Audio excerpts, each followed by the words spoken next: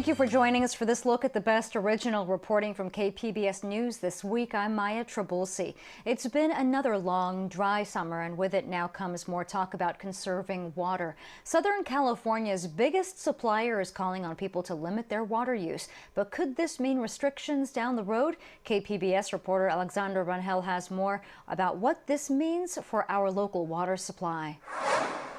Drought conditions are worsening in the western U.S. The U.S. Drought Monitor says more than 95% of the region is in a drought. Continued droughts are forcing the Metropolitan Water District of Southern California to ask water agencies to voluntarily conserve water. Jeff Stephenson is the water resource manager for the San Diego County Water Authority. He says the county is decades ahead in conservation practices. Here in San Diego, we have a great history of water use efficiency. We've cut water use per person in half over the last 30 years.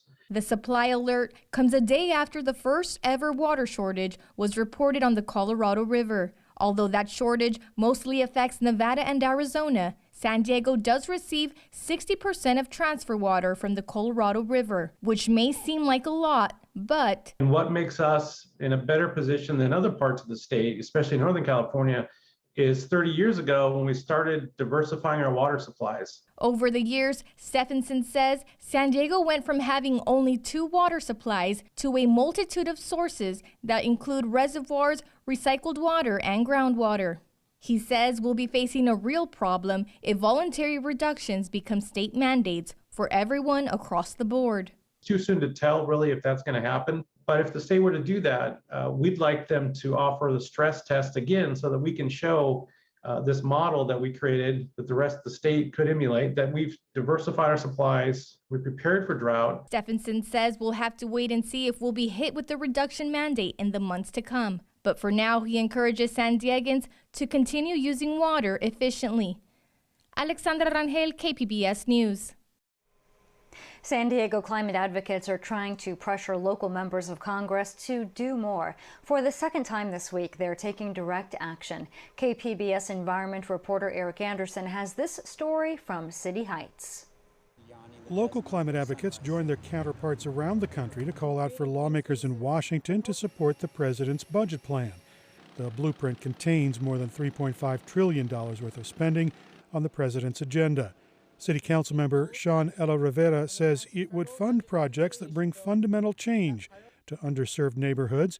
He says they should fund electric car infrastructure, lead pipe removal, and expansion of public transportation, among other things.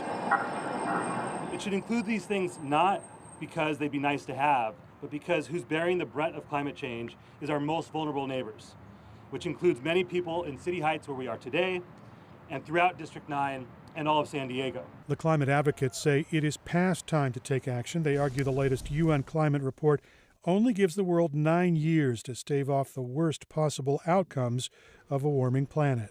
We are in a climate emergency, and we will not have a livable future without bold climate action. Working class Black and brown communities are the ones hit first and worst by the crises.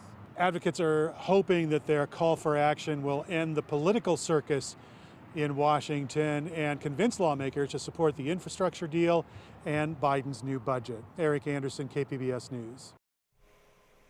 The recently released 2020 census results show Latinos making up the second largest ethnic racial group in San Diego County after white people. But KPBS race and equity reporter Christina Kim says for many people, the census categories do not really work for them. Chula Vista resident Carolina Juarez immigrated from Mexico 18 years ago. To this day, every time she fills out the census, it's confusing. It asks her to say if she's Hispanic or Latino and then select her race. I don't identify as African American or Asian or white, so I feel like I'm left out without a box to mark.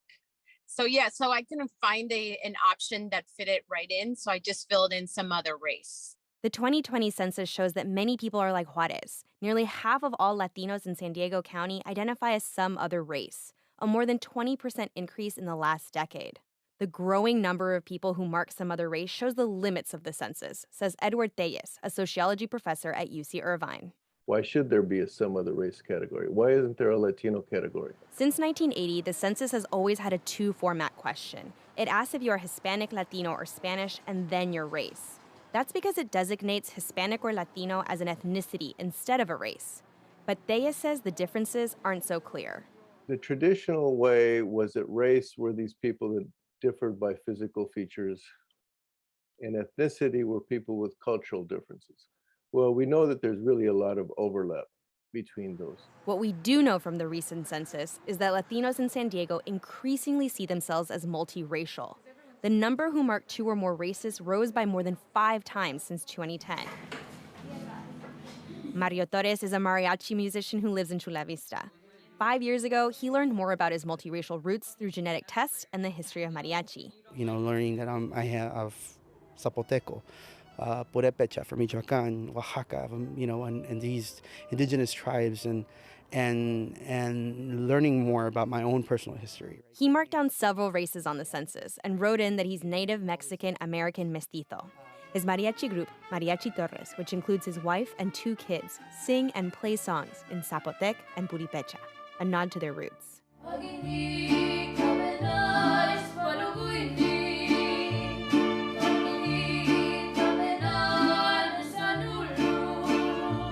I want to acknowledge also the indigenous part. I want to acknowledge the other parts too.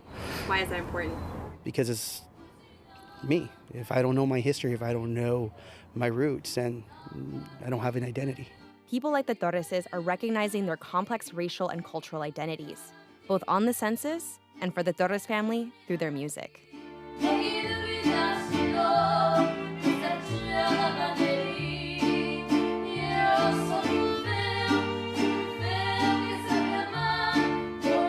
Christina Kim, KPBS News.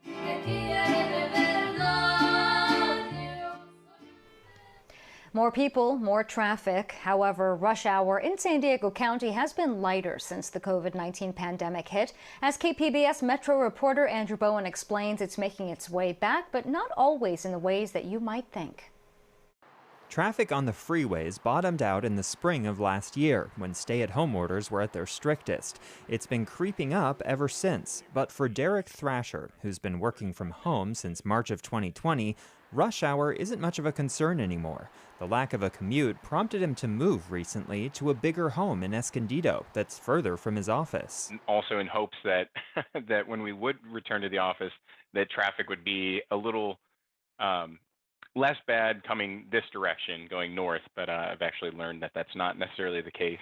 Overall, Thrasher says he drives a lot less nowadays, but he also finds himself taking more trips just to get out of the house. After I've been working from home all day and I realize I actually haven't really gone anywhere for a while, you know, I might go to the dog park, take the dogs somewhere around, just a quick jaunt. We actually have quite a few options around us. And then just little trips to the grocery store or downtown Escondido to have a bite to eat or a drink. Thrasher's driving habits are playing out across the county. Remote working has led to a much lighter morning rush hour since fewer people are driving to work. But traffic doesn't ease up as much after that morning peak, and sometimes it's worse in the afternoons than before the pandemic. Remote workers may not be driving home from the office, but they are taking more trips unrelated to their jobs. That's according to cell phone location data analyzed by the company Streetlight Data. There's a whole host of new driving that happens because people now have the flexibility to, go off and drop off a child at camp midday, or go, do a shopping trip that would have previously been impossible because you're in the office. So we believe that a lot of that midday driving has to do with errands instead of casual driving, as opposed to commuting. An increase in delivery services has also put more cars and trucks on the road compared to before the pandemic. Total driving is still down, and that's been enough to keep congestion in check. But as more businesses choose to bring their workers back to the office, traffic is likely to keep creeping back up. Andrew Bowen, KPBS News. San Diego officials are taking bold steps to address the chronically homeless. Plans are underway to open harm reduction model shelters, something that has not been done here yet. The idea is for these smaller shelters to house, not turn away those who have substance abuse issues, where more services can be brought to them. This is not the kind of folks that we close the door on. These are the kinds of folks that we open the door, invite in, and serve. We know that when we do that, it is far more likely that we can break that cycle of addiction, address the underlying mental health concerns, and ultimately get this person stably housed and off the streets for good. I know how serious this issue is. I hear about it every single day from my constituents. I know people want us to tackle it and get it done. And that requires us to do new things in new ways, and that's what we're doing here. Next week, we'll continue our discussion with San Diego Mayor Gloria and Supervisor Nathan Fletcher about this city and county partnership that aims to fill a gap in the homeless service system. San Diegans, especially those who fought in the 20-year-long Afghanistan war, are watching closely what's happening there. KPBS military reporter Steve Walsh has been talking to a number of veterans and shares their thoughts. Veterans are watching on TV as the war they fought receives more attention from the American people in its final days than the conflict did for most of the last 2 decades of war. I felt physically dizzy. James Seddon is a former naval officer from San Diego who was a liaison officer in Afghanistan in 2009. Chaotic scenes at the airport, an airport I've been to, many times, and seeing the pictures of the Taliban in the presidential palace, a place I've been to. He says the fact that there hasn't been a terrorist attack by al-Qaeda over the last 20 years is proof that the war wasn't fought in vain. Salima Shaver is an Army staff sergeant stationed at Wright-Patterson in Dayton, Ohio. She believes it was time for the U.S. to leave Afghanistan. That is their country. They're never going to change. Never, ever, ever, ever going to change. We are not going to change them. As you can see right now, 20 years. And look how quickly the Taliban jumped back in there. She was a civil affairs officer in 2008 and 2009, overseeing reconstruction projects. As painful as it is to watch the collapse, she says, we did as much as we could while we were there. I personally, individually think this was a complete waste of time. Jason Lilly is a former Marine Raider based at Camp Pendleton who lives in Orange County. He was in Afghanistan in 2009 and again in 2012 and 2013. It could have been quite different if we would have went in hard, hit it as hard as we could for a few years and did exactly what we were supposed to do. And that's get rid of the Taliban, get rid of al-Qaeda, get rid of Osama, and they got out. But why 20 years? Tom Porter is a Navy reservist who spent a year in Afghanistan in 2010. He's now with the Iraq and Afghanistan Veterans of America, a service organization dedicated to post-9/11 veterans. To see it all melt away in a matter of hours, it's shocking. And it's angering, and you're gonna have a lot of veterans, service members, their families, wondering, what was it all worth it? At the moment, his suggestion is to ask veterans about their service, but to keep it judgment-free. As America's longest war ends, there will be plenty of time to talk about politics. Steve Walsh, KPBS News. The largest solar power generating facility in San Diego County is on its way to being built right next to the small East County town of Jacumba Hot Springs. John Carroll tells us the approval of the project came against the overwhelming opposition of Jacumba residents. Jacumba Hot Springs. In case you're not quite sure where it is, here's a map. It's a hamlet of about 500 people in far eastern San Diego County, right next to the border with Mexico. And this is what it looked like in today's Board of Supervisors meeting. Scores of Jacumba residents showing up, most clad in yellow T-shirts, making clear their opposition to the proposed project. One thing everybody here agrees on is the need to move away from power generated by burning fossil fuels. And when you look at what the developers of the JVR Energy Park are proposing, it sounds like it fits in beautifully with that goal, offsetting more than 500,000 tons of CO2 emissions, producing enough power for 52,000 homes in the metro San Diego area, and preserving 435 acres of open space. This is the right place for the project. You're going to hear a lot today about how renewable energy adjacent to the town will somehow ruin Jacumba. We have to allow changes that will save our planet. That opportunity is right here, right now. Please support the project. But talk to most of the people in Jacumba and you get a very different perspective. Please help us save Jacumba Hot Springs from a huge solar project that jeopardizes the future of our town. A town that since 2020 has been largely owned by this man, Jeffrey Osborne, and a couple of business partners.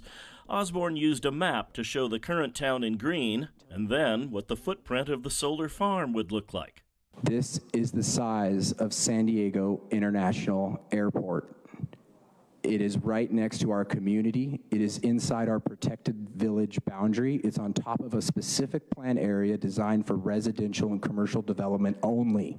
After listening to dozens of speakers, the board turned to discussion. Supervisor Tara Lawson-Remer said she was all in favor of renewable energy, but the proposal didn't seem equitable to the residents of Jacumba. Supervisor Joel Anderson echoed those comments, which led to some spontaneous deal-making. During the meeting, the developer agreed to extend the buffer zone of the project from 300 to 400 feet away from the town's edge. And in a dramatic move, the CEO of the company behind the project upped the financial commitment to pay for community benefits to Jacumba. It had been $1.6 million, but rose to $4 million. Here's the exchange between Supervisor Lawson-Remer, Chairman Nathan Fletcher, and CEO Fred Robinson. I had the number 5 in my head. He said 3, so I think if it was 4, I'd be like, okay, I'm let's the CEO. go. You know, I'm trying to get CEO of there. the company. Okay, done. 4? Yep, we'll commit to 4. Okay, so we're good. We're good. Okay. But Jeffrey Osborne says he's hired a lawyer. He didn't say whether a lawsuit would be coming. John Carroll, KPBS News. It was back to school for many local districts this week, among them Poway Unified, the third largest in the county. Some 36,000 kids joined back together with teachers and staff. Campuses held special welcome back events as many students returned for the first time after staying home due to the pandemic. Superintendent Marianne Kim Phelps says a lot of work went into making campuses safe and that state mask mandates are in effect. And with the pandemic still raging, there are some safety guidelines that some schools are challenging. KPBS health reporter Matt Hoffman says one East County district is rescinding a policy that's been drawing criticism there. Ramona Unified board members are reversing course for now, putting on hold a recently adopted policy that would allow parents to opt their children out of mask wearing despite state guidelines requiring it. During a special board meeting Monday night, parents spoke on both sides of the issue. As board members, it's not your job to do what's popular. It's your foundational responsibility to ensure the safety of Ramona students at our schools. Following health guidance is the right thing to do for Ramona. I'm simply begging for the freedom to choose. What I think is best for my children may not be best for yours. I'm here because I want to make the choice with whether or not my daughter wears a mask, and I don't think it's your right. In a statement to KPBS, Ramona Unified School District Superintendent Teresa Gray said the board went on to approve the Safe Reopening Plan, which follows state guidelines for K-12 schools. And per those guidelines, all students and adults will be required to wear face coverings inside when students return to the classroom on Thursday. The mask wearing requirement is in effect for students and school staff across California. Most recent guidelines say face coverings do not have to be worn outdoors, just inside when kids are present. Currently, those under 12 are not eligible for COVID-19 vaccinations. Let us do our job. Even if you're not happy with how it's going down, we need to be able to do our work. This masking issue is not over just yet in Ramona. One school board member tells me that the plan adopted has language specifying that a form for parents to opt their kids out of masks will be soon made available. Don Perfect says the district board and staff will work collaboratively to develop an opt-out form that is legally solid, meaning at the start of the school year, masks will be worn, but there is clear direction to make that optional sometime in the future. Matt Hoffman, KPBS News. And we want to remind you about the Tracking COVID-19 section at kpbs.org. That's where we have all of our local reporting with the latest numbers and stories from our community. You can find the link right on our homepage. From now through December, the coast in La Jolla turns into a leopard shark playground. KPBS reporter Melissa May explains why these sharks make their way to our backyard every year. If you wade out into the water along La Jolla shores, you may be lucky enough to spot a leopard shark. You know, honestly, it's actually really sick just to see some wildlife out here in La Jolla, you know. Casey White is a beach supervisor for the kayak tour company Everyday California. He says people have all kinds of reactions when they see sharks. Oh, you know, people are freaked out by the sharks sometimes, you know, but then other people are fascinated by them. They're really friendly sharks, you know, so we definitely tell them that.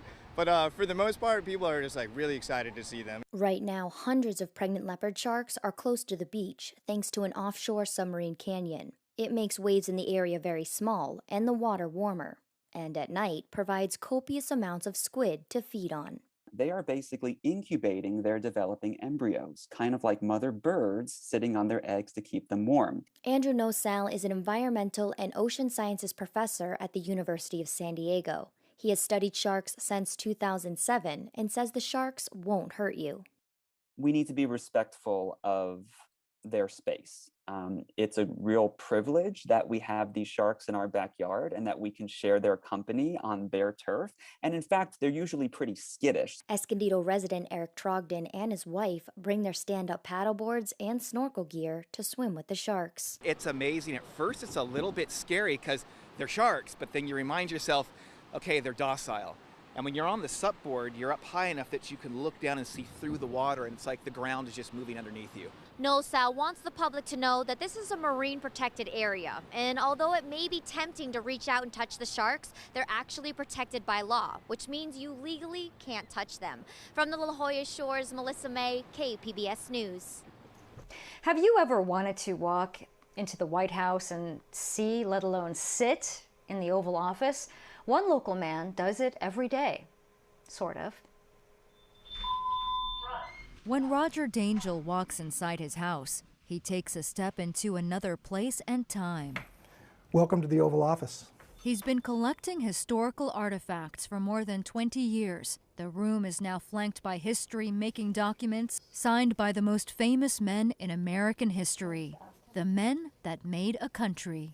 I guess if you're going to have a theme room, you might as well have the biggest theme room you can have. When Roger and his wife rebuilt what was once his parents' home, they designed this room to bear the famous oval shape, just like the real thing. It's a functional desk. It's a functional office. I use it all the time. And the size of the desk was also taken into consideration, a replica of the Resolute desk, originally a gift from Queen Victoria to then-President Rutherford B. Hayes and used by many American presidents. This the most famous one, of course, is John F. Kennedy with John, coming out of the little door in the front, and this one has that same door in the front that you could open up as well. But beyond the wainscoting, scalloped doorway molds, and other small, thoughtful details, this room holds treasures that transcend time, like this Lieutenant Colonel's Union uniform worn during the Civil War, with a small handwritten clue as to the person who wore it. This was found actually in the pocket, and it does say that it did belong to Elijah Hunt Rhodes of Rhode Island,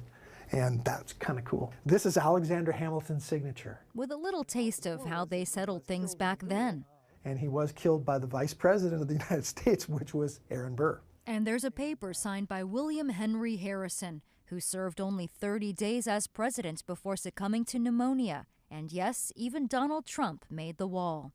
I'm kind of an equal opportunity presidential collector, as I have every president to date except for Joe Biden, which is so new right now that I don't have a presidential document from him because he's still in office. While these unique items remind us of the important events in history that have shaped the country, some smaller pieces give us a glimpse of the personalities behind the decision makers of yesteryear. Doodles. These are original sketches by Ronald Reagan when he was doodling as governor. And while this original doodle sits casually on this desk in La Jolla, the Reagan Library sells copies for museum visitors. That's just so small and so unique because nobody really has those. Do you see which way the head is pointed? The head is always pointed to the olive branches with the exception of one president. The eagle turned its head to the arrows during World War II from Franklin Delano Roosevelt after they attacked Pearl Harbor. And when Harry Truman became president, the eagle's head turned back over to the olive branches. And it's remained that way ever since. As guardian of this treasure, Roger wants these things to be accessible and, more importantly, interactive. This would contain your laudanum, which is opium. He says history should be touched. And this is something they won't let you do at the Smithsonian, but we do here. And that is an actual document signed twice by Abraham Lincoln. Abraham Lincoln signed it right here and right here. August 17th, 1863. And less than 2 years later, these glasses were reportedly found at Ford's Theater the night that Abraham Lincoln was shot and was dropped by a patron there, a captain. If these glasses could only talk, they could tell a story. And it is the story behind the land deed, the pardon, the court-martial, or even the Civil War bullets lodged in a piece of wood that draws Roger to these items. I'm just holding this piece of history in my hand for a short period of time until it can be passed on to someone else. And for lovers of history, these are reminders of how far we have come and how far we have yet to go. Ask not what your country can do for you. Ask what you can do for your country. And by the way, if you're wondering, Roger Dangel's collection is a personal one, and it's unfortunately not open for public viewing. And finally, a big honor for the family of a local war hero. The Poway Post Office on Midland Road was officially dedicated to Ray Chavez, a U.S. Navy veteran who passed away at the age of 106. Chavez had been the oldest living survivor of the Japanese attack on Pearl Harbor on December 7th, 1941. A plaque honoring him was unveiled today in front of his family. In fact, that was yesterday. For all of us here at KPBS News, I'm Maya Trabulsi. Thank you so much for watching.